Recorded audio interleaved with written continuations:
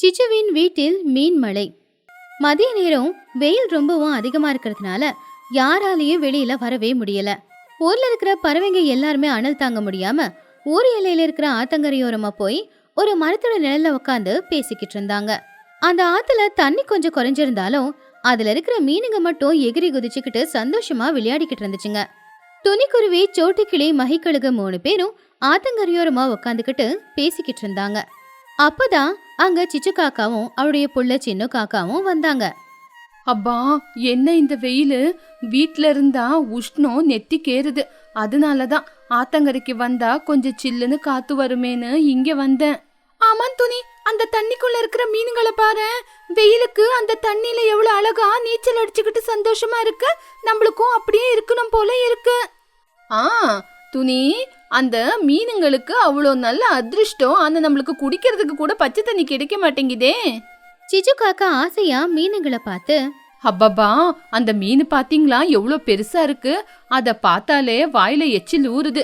யாராவது ஃப்ரீயா கொடுத்தா அந்த மீனை கொண்டு போய் வீட்டுக்கு போய் மசாலா போட்டு ஃப்ரை பண்ணி சாப்பிடலாம். அம்மா, உங்களுக்கு எதுவா இருந்தாலும் ஃப்ரீயா தான் வேணுமா? அதான் காசு இருக்குல்ல, மார்க்கெட்ல காசு கொடுத்து வாங்கலாம்ல. டே படவா, மார்க்கெட்ல 1 கிலோ மீன் 1000 ரூபாய் கணக்குல விப்பாங்கடா. அதே இங்க யாராவது ஃப்ரீயா கொடுத்தா அப்பப்பா, அதை அப்படியே எண்ணெயில போட்டு ஃப்ரை பண்ணி சாப்பிட்டா ருசியோ ருசி. துணிக்குருவி சிரிச்சுக்கிட்டே, ஐயோ சிச்சு, நீ ஏன் இவ்வளோ கெட்ட எண்ணமா யோசிச்சுக்கிட்டு இருக்க? அந்த மீனுங்க தானாவே வந்து உன் மடியில விழுவுமா? அந்த கடவுள் உனக்கு மீன் மலைய கொடுக்கணுமா?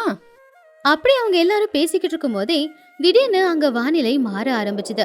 சாதாரணமா வீசிக்கிட்டு இருந்த காத்து இப்ப புயல் காத்து மாதிரி வீச ஆரம்பிச்சுது. மேகங்கள் எல்லாமே கருக்க ஆரம்பிச்சுது. இதை எல்லாத்தையும் பார்த்து சோட்டுக்கிளி ரொம்பவும் பயந்து போய், அட, என்ன இது? இருந்தாப்புல இருந்து இந்த மாதிரி பயங்கரமான புயல் காத்து வருது. வானம் கூட கருப்பாயிடுச்சு. ஆமா, இது பார்த்தா சாதாரணமான காத்து மாதிரி தெரியல. அங்க பாத்தீங்களா தண்ணியில எவ்வளோ பெரிய சுழி? ஏதோ இங்க பயங்கரமா நடக்கும் போல இருக்கு. வாங்க எல்லாரும் வீட்டுக்கு போயிடலாம். புஜ்ஜி குருவி அழுதுகிட்டே, எனக்கு ரொம்ப பயமா இருக்குமா. இந்த காத்து நம்மளையே இழுத்துட்டு போற மாதிரி இருக்கு. புஜ்ஜி, பயப்படாத புஜ்ஜி. வாங்க எல்லாரும் அந்த மரத்துக்கு பின்னாடி போய் நிக்கலாம். பறவைங்க எல்லாரும் உயிரை கையில பிடிச்சுக்கிட்டு மரத்துக்கு கீழே போனாங்க. ஆத்துக்கு நடுவுல உருவான அந்த சுழியில ஆத்துல இருந்த மீனுங்க எல்லாமே ஏதோ பைப் வழியா போற மாதிரி அந்த சுழி வழியா மேல போய்கிட்டு இருந்துச்சு. அதுக்கப்புறமா அந்த சூறாவளி நகர்ந்து மெதுவா ஊருக்குள்ள போய்கிட்டு இருந்துச்சு. இத பார்த்து பறவைங்க எல்லாரும் உசுர கையில பிடிச்சுக்கிட்டு மரத்துக்கு கீழே நின்னு பாத்துக்கிட்டு இருந்தாங்க. ஐயோ, என்ன இந்த காத்து பயங்கரமா இருக்கு. ஆத்துல இருக்கிற தண்ணி எல்லாம் ஆகாயத்துக்கு போற மாதிரி தெரியுது. அம்மா, கட்டியா நில்லுங்கம்மா, நம்ம கூட பறந்துரும் போல. அந்த சூறாவளி காத்து நேரா சிச்சு காக்காவோட வீட்டு வாசலுக்கு வந்தது நின்னு போச்சு. அதனால அந்த காத்துல மேல போன மீனுங்க எல்லாமே சிச்சுவோட வீட்டு வாசல்ல விழுந்துச்சு. சிச்சு காக்காவோட வீட்டுக்கு மேல மழை பெய்ஞ்ச மாதிரி அந்த மீனுங்க எல்லாமே டமால் டமால்னு விழ ஆரம்பிச்சது. ஓடு, வாசல், வீடு எல்லாமே ஒரே மீனு தான். அதுக்கப்புறம் காத்தெல்லாம் நின்னு போய் வானிலை சாதாரணமா மாறுச்சு. அப்பா, காத்து நின்னு போச்சு. யாருக்குமே எந்த பிரச்சனை வரல. எல்லாருமே பத்திரமா தானே இருக்கீங்க? அங்க பாத்தீங்களா எவ்வளவு பெரிய அதிசயம். சிச்சியோட வீட்டு முன்னாடி கொஞ்சம் பாருங்களேன். சோட்டுக்கிளி ஆச்சரியமா, அட, என்ன இது? ஆத்துல இருக்கிற மீனையெல்லாம் காத்த கொண்டு வந்து சிச்சு வீட்டு முன்னாடி போட்டிருக்கு. பாக்குறதுக்கே பெரிய அதிசயமா இருக்குதே. சிச்சு காக்கா பறந்துகிட்டே உடனே அவருடைய வீட்டுக்கு போய் பார்த்து, வாவ், நான் கேட்ட மாதிரியே அந்த கடவுள் எனக்கு அனுகிரகம் கொடுத்துட்டான். நான் கேட்டேனே மீன் மழை வேணும்னு, அதனாலதான் கடவுள் என் வீட்டு முன்னாடி போட்டிருக்கான். அம்மா, ஆமாம்மா, என்னம்மா இவ்வளவு உயிரோடு இருக்கிற மீனெல்லாம் நம்ம வீட்டு முன்னாடி இருக்கு. இதை பார்த்தாலே எனக்கு ரொம்ப பயமா இருக்குமா. வாய மூடுறா படவா, உனக்கு என்னடா தெரியும்? பாத்தியா துணி, கடவுள் என்னை பார்த்து ஆசீர்வாதம் பண்ணி இந்த மழை மீனை கொண்டு வந்து இங்க போட்டிருக்கான். துணிக்குருவி சிரிச்சுக்கிட்டே, இது அதிர்ஷ்டம் இல்ல சிச்சு, இது சுழிக்காத்து. காத்து ஜோரா வீசி உன் வீட்டு முன்னாடி வந்து நின்னதுனால எல்லா மீனுங்களும் உன் வீட்டு முன்னாடி வந்து விழுந்திருக்கு, அவ்வளவுதான். சிச்சு ஆண்டி, எனக்கு மீன் குழம்புன்னா ரொம்ப பிடிக்கும். எங்க அம்மா நல்ல மீன் குழம்பு செய்வாங்க. உங்களுக்கு 2 மீன் கொடுக்குறீங்களா? ப்ளீஸ் ஆண்டி, 2 மீன் கொடுங்க. ஆமா சிச்சு ஆண்டி, எனக்கு கூட ஃப்ரை மீனுன்னா ரொம்ப பிடிக்கும். எனக்கும் ஒரு மீன் கொடுங்க, எங்க அம்மா எனக்கு ஃப்ரை பண்ணி கொடுப்பாங்க, எனக்கும் ஒரு மீன் வேணும். அப்போ சிச்சு காக்கா ரொம்ப கோவமா, ஆ என்ன சொன்னீங்க? மீன் வேணுமா? போதும் போதும், நிறுத்துறீங்களா? கடவுள் நான் கேட்டதுக்கு எனக்கு கருணிச்சு இந்த மீனை கொடுத்திருக்காரு. உங்களுக்கு வேணும்னா அந்த கடவுள்கிட்ட போய் கேளுங்க, உங்க வீட்டு முன்னாடி கொண்டு வந்து கொட்டுவாரு. என்ன சிச்சு அப்படி பேசிக்கிட்டு இருக்க? அந்த கடவுள் இவ்ளோ மீனை கொடுத்திருக்காங்கன்னா அந்த மீனை நம்ம ஊர்ல இருக்கிற பறவைங்களுக்கு ஒரு 2 மீன் கொடுக்க வேண்டியது தானே. இது இத்தனையும் நீ ஒண்டியா சாப்பிட போறியா? என்ன நினைச்சிருக்கீங்க? நான் என்ன சத்திரமா ஆரம்பிக்கணும்னு இருக்கேன்? இந்த மீனெல்லாம் கொண்டு போய் வித்து காசு சம்பாதிக்கணும்னு இருக்கேன். நாளைக்கு ஆத்தங்கர ஓரத்துல நான் ஃபிஷ் மார்க்கெட்ட போட போறேன். நீங்க எல்லாரும் வந்து அங்க வந்து வாங்கிக்கிங்க, இங்க ஒரு மீனையும் தொடாதீங்க. என்ன சிச்சு நீ திருந்தவே மாட்டியா? உனக்கு உயிரே போனாலும் பணத்து மேல இருக்கிற ஆசை போகாது. வாங்க துணி, அவளோட தரித்திரம் அவளுக்கே இருக்கட்டும். அப்படி எல்லாரும் கோவமா அவங்கவுங்க வீட்டுக்கு போயிட்டாங்க. சிச்சு காக்கா வீட்டு வாசல்ல விழுந்த மீன் எல்லாத்தையுமே வீட்டுக்கு பின்னாடி கொண்டு போய் வச்சுட்டு கனவுல கூட பணத்தை என்ற மாதிரி கனவு கண்டுகிட்டு படுத்து தூங்கிக்கிட்டு இருந்தா. அடுத்த நாள் காலையில சூரியன் மெதுவா வெளியில வந்தான். வெயில் காலங்கிறதுனால அடிச்ச வெயிலுக்கு கொஞ்ச நேரத்திலேயே அந்த மீனுங்க எல்லாமே அழுகி போயிடுச்சு. சின்ன காக்கா மூக்க மூடிக்கிட்டு எழுந்திருச்சு. அம்மா அம்மா எந்திரிங்கம்மா, என்னம்மா இந்த நாத்தம்? வீடு முழுக்க ஏதோ கெட்ட வாசனை வருது.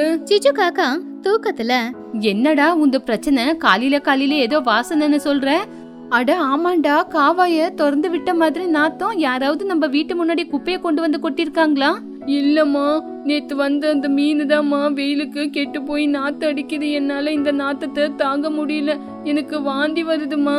சிச்சு காக்கா உடனே வெளியில போய் பார்த்தப்போ அவ வீட்டுக்கு மேல வீட்டு வாசல்ல விழுந்திருந்த மீனுங்க எல்லாமே உபி போய் வீணா போய் நாத்தம் அடிச்சுக்கிட்டு இருந்துச்சு. அந்த நாத்தம் ஊரெல்லாம் பரவ ஆரம்பிச்சுது. அதனால பறவைங்க எல்லாரும் மூக்கு முடிக்கிட்டு வெளியில வந்தாங்க. அப்போ துணிக்குருவி மூக்கு முடிக்கிட்டு, அப்பப்பா என்ன சிச்சு இந்த நாத்தம்? எங்கேயாவது ஏதாவது செத்து போயிருக்கா? நாத்தம் ரொம்ப பயங்கரமா இருக்கு. ஐயோ இல்ல சிச்சு, கடவுள் ஃப்ரீயா கொடுத்தாரு அப்படின்னு சிச்சு வீட்டு முன்னாடி மீனை வச்சிருந்துச்சுல, அந்த மீனை யாருக்குமே கொடுக்கலையே. அந்த மீனை தான் கெட்டு போய் இந்த நாத்த அடிக்குது.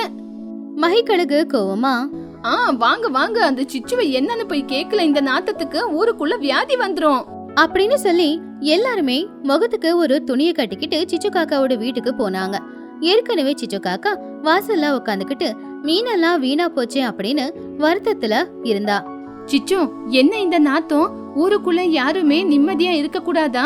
நேத்தே அந்த மீனை எல்லாருக்கும் ஃப்ரீயா கொடுத்திருந்தா சந்தோஷமா சாப்பிட்டு திருப்தி பட்டிருப்பாங்க. இப்ப இந்த மீனை கொண்டு போய் யாருக்கு விக்கிறியோ போய் வித்துட்டு பாக்கலாம். சிச்சு காக்கா அழுதுகிட்டே, ஐயோ துணி, ஆமாம் துணி, என்னோட கனவும் போச்சு, என்னோட காசும் போச்சு. இப்ப நான் என்ன பண்றதுன்னே தெரியல. நீ இப்போ என்ன வேணாலும் பண்ணு, முதல்ல அந்த மீனை கொண்டு போய் எங்கேயாவது தூக்கி போட்டுட்டு வா, எங்க உயிரே போய்கிட்டு இருக்கு. ஐயோ சோட்டு, நான் ஒண்டியா இந்த மீனை எப்படி தூக்கி போடுறது? இதுல எப்படியும் ஒரு 1000 மீன் இருக்கும். இது என்னால ஒண்டியா தூக்கி போட முடியாதே. இந்த நாத்தத்துக்கு என் உயிரே போற மாதிரி இருக்கு. இங்க பாரு, நீ என்ன வேணா செஞ்சுக்கோ, அத பத்தி எல்லாம் எங்களுக்கு தெரியாது. இந்த கெட்டு போன மீனை நாங்க தொடவே மாட்டோம். அவங்க அப்படி பேசிக்கிட்டு இருக்கும் போதே அந்த அழுகி போன மீனோட வாசத்தை மோப்பு பிடிச்சுக்கிட்டு அவங்க ஊர்ல இருக்கிற நாய்ங்க பூனைங்க எல்லாருமா ஒன்னா சேர்ந்து கூட்டமா சிச்சுவோட வீட்டுக்கிட்ட வந்துகிட்டு இருந்துச்சுங்க.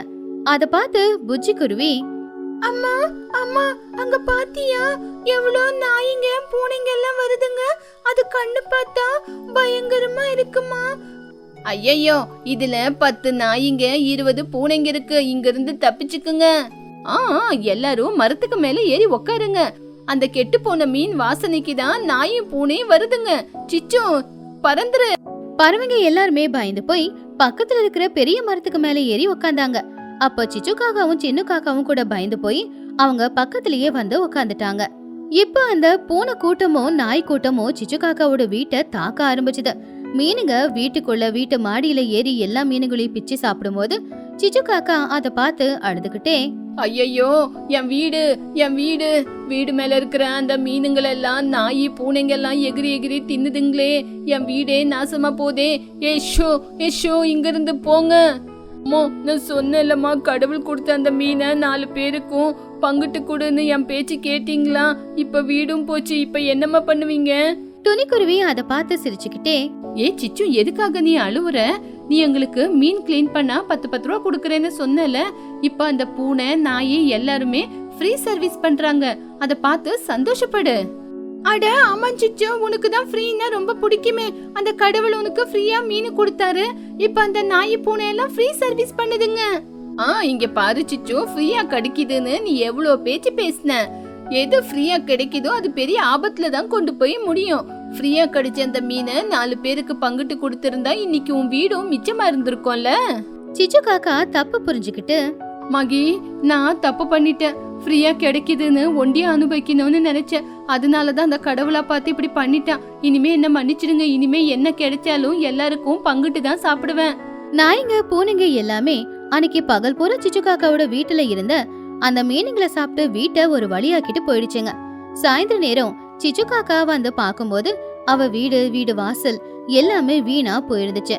அத பார்த்து பறவைங்க எல்லாரும் ஐயோ பாவோன்னு சிச்சுவுக்கு வீட்டை சுத்தம் செய்யறதுல உதவிகளை செஞ்சுக்கிட்டு இருந்தாங்க. அன்னையில இருந்து சிச்சு காக்கா சுயநலமா யோசிக்காம எல்லாருக்காகவும் பொதுநலமா யோசிச்சுது. மரங்களில் பறவைகளோட கிராமம். பறவைகளோட ஊர்ல வெயில் ரொம்ப அதிகமா இருந்துச்சு.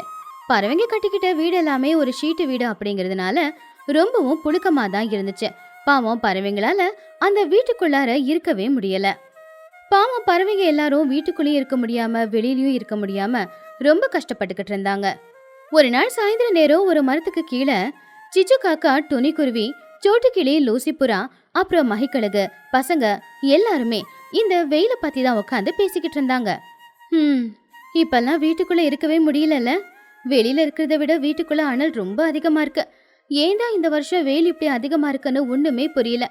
இந்த வெயில் காலம் போறதுக்குள்ள நாம எல்லாரும் என்ன பாடுபட போறோமோ எனக்கு தெரியல. ஆமாக்கா, வீட்டுக்குள்ளார இருக்கவே முடியல.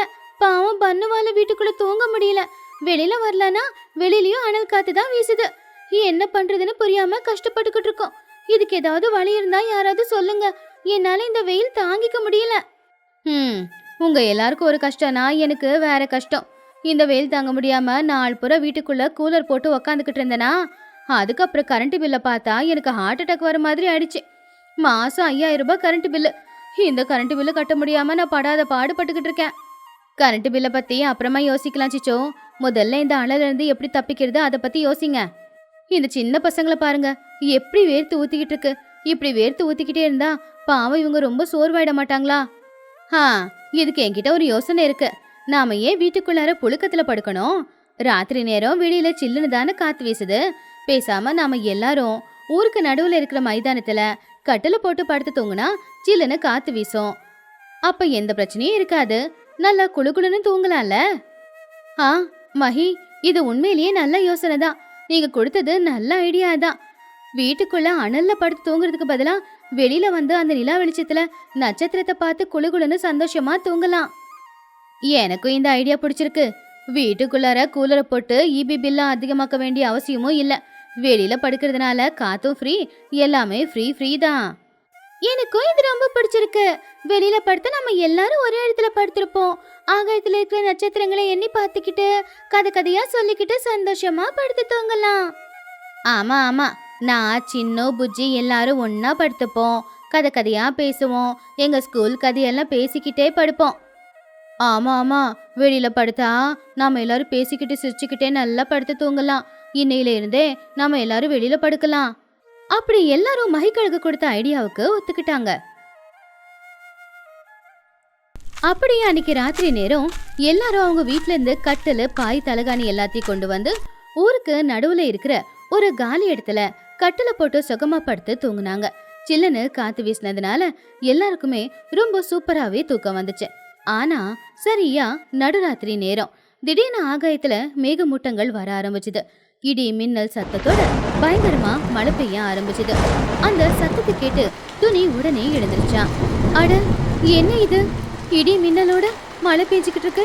சோட்டு, எழுந்திரி, மழை வருது பாரு, எழுந்திரி. அப்போ சோட்டுவும் பதட்டமா எழுந்துச்சு பார்த்து, ஐயோ என்னக்கா இது கோடை காலம் தானே, இப்ப மழை பெய்யுமா? ஐயோ கடவுளை, என் பெட்ஷீட் எல்லாம் நனைஞ்சு போச்சு. பசங்களா, மழை வருது, எழுந்திரிங்க. எல்லாம் என் தலையெழுத்து. ஒரு நாள் கரண்ட் பில்லை மிச்சம் பிடிக்கலான்னு வெளியில வந்து படுத்தா இந்த மழை வந்து என் தலைகாணி எல்லாத்தையும் நனைச்சிடுச்சு. சின்னம், எல்லாத்தையும் தூக்குடா, வீட்டுக்குள்ள ஓடலாம்.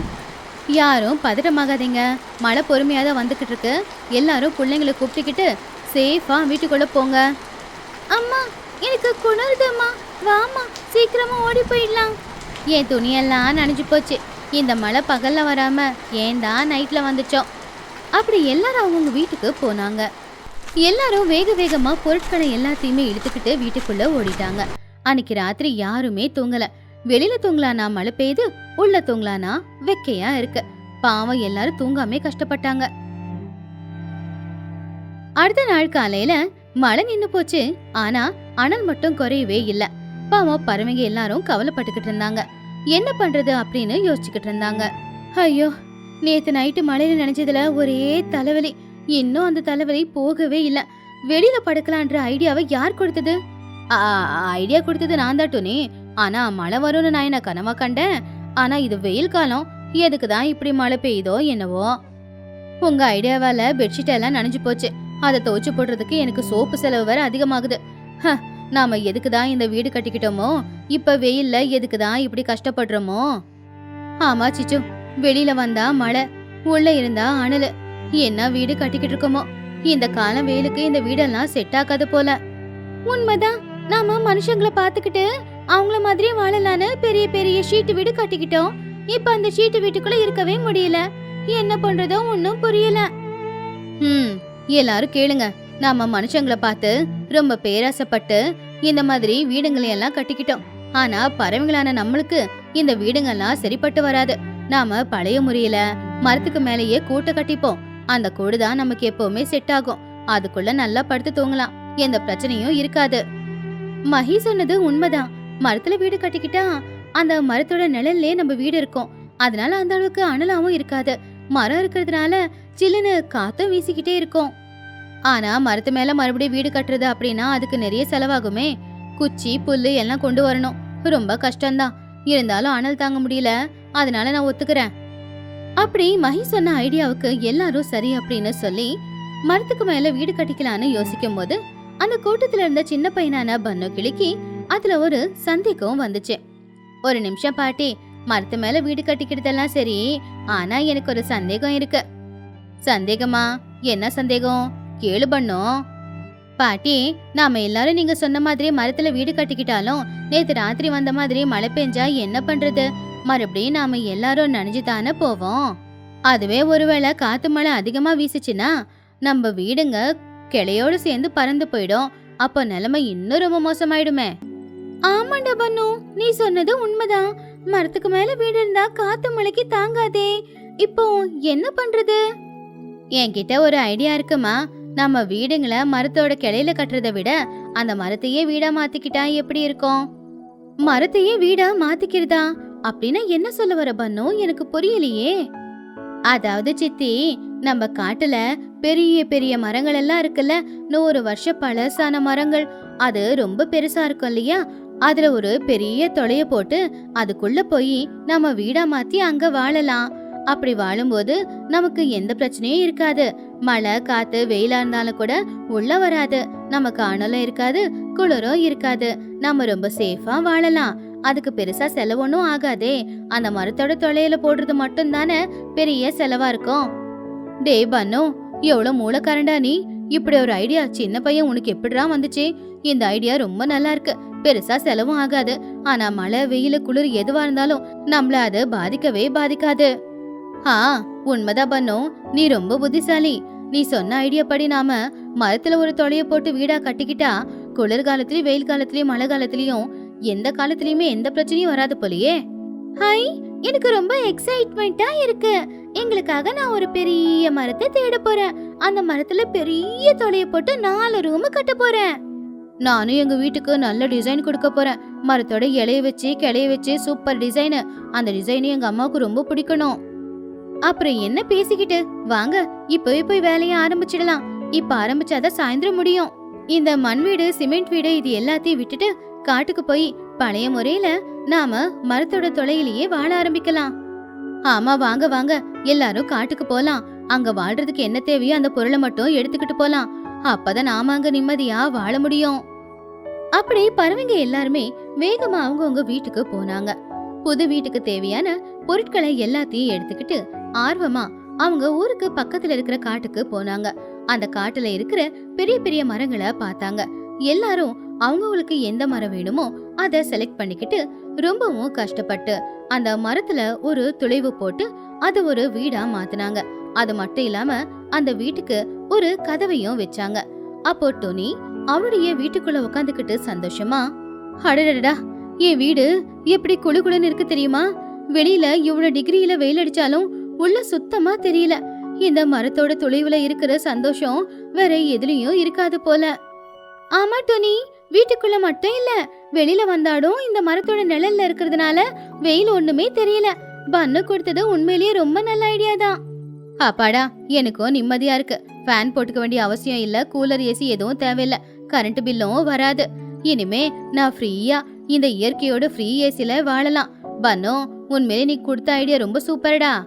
மகிழ்கழகு சிரிச்சுக்கிட்டு, சிச்சோ, எப்ப பார்த்தாலும் கரண்ட் பில்லு, காசு, பணம், செலவு பத்தியே யோசிச்சுக்கிட்டு இருக்காத.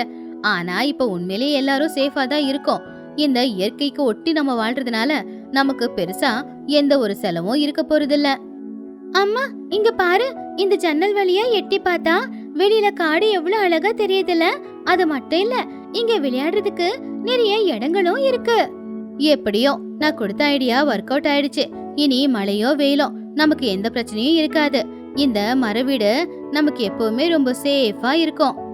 ராத்திரி நேரம் எல்லாருமே வெளியில வந்து நடுவுல பார்ட்டி பண்ணிக்கலாம். இந்த புது வீடு கிரக பிரவேசம் மாதிரி இருக்கும். கண்டிப்பா சின்னம், எல்லாரும் சேர்ந்து புது வீடு கட்டிக்கிட்டு இருக்கோம். பார்ட்டி வைக்கலனா அப்புறம் நல்லா இருக்காதுல்ல.